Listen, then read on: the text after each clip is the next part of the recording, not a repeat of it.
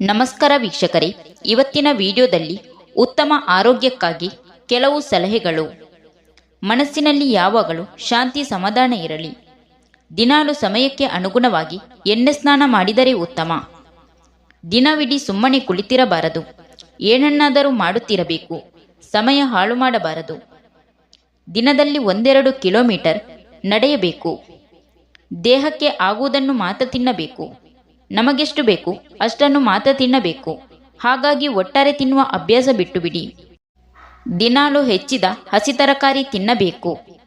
ದಿನಾಲು 10 ಲೋಟ ನೀರನ್ನಾದರೂ ಕುಡಿಯಬೇಕು. ಅನ್ನದ ಜೊತೆಗೆ ಪೌಷ್ಟಿಕಾಂಶ ಹೆಚ್ಚಾಗಿರುವ ತರಕಾರಿ ಮತ್ತು ಹಣ್ಣುಗಳನ್ನು ತಿನ್ನಬೇಕು. ಪಾಲಿಶ್ ಮಾಡದ ಅಕ್ಕಿಯನ್ನು ಅನ್ನ ಮಾಡಿ ಊಟ ಮಾಡಬೇಕು. 35 ವರ್ಷ ದಾಟಿದ ಮಹಿಳೆಯರು ಪ್ರತಿ ವಾರಕ್ಕೊಮ್ಮೆಯಾದರೂ ಬಾದಾಮಿ ಎಣ್ಣೆಯನ್ನು ದೇಹಕ್ಕೆ ಲೇಪಿಸಿ ಸ್ನಾನ ಮಾಡುವುದರಿಂದ ಯೌವನ ಉಳಿಯುತ್ತದೆ.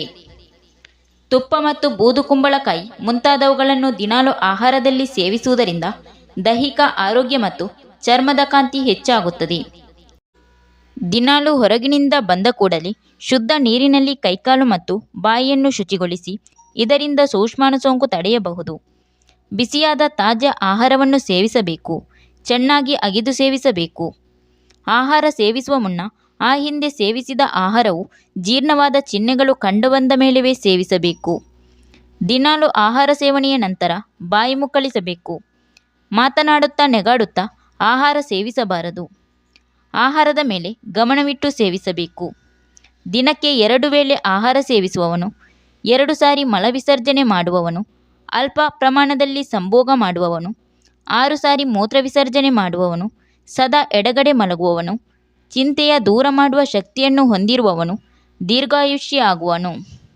Thank you for watching. Video ಇಷ್ಟ ಆದರೆ ಒಂದು ಲೈಕ್ ಮಾಡಿ, ವಿಡಿಯೋನ ಎಲ್ಲರಿಗೂ ಶೇರ್ ಮಾಡಿ, ಚಾನಲ್ನ ತಕ್ಷಣ ಸಬ್ಸ್ಕ್ರೈಬ್ ಮಾಡಿ.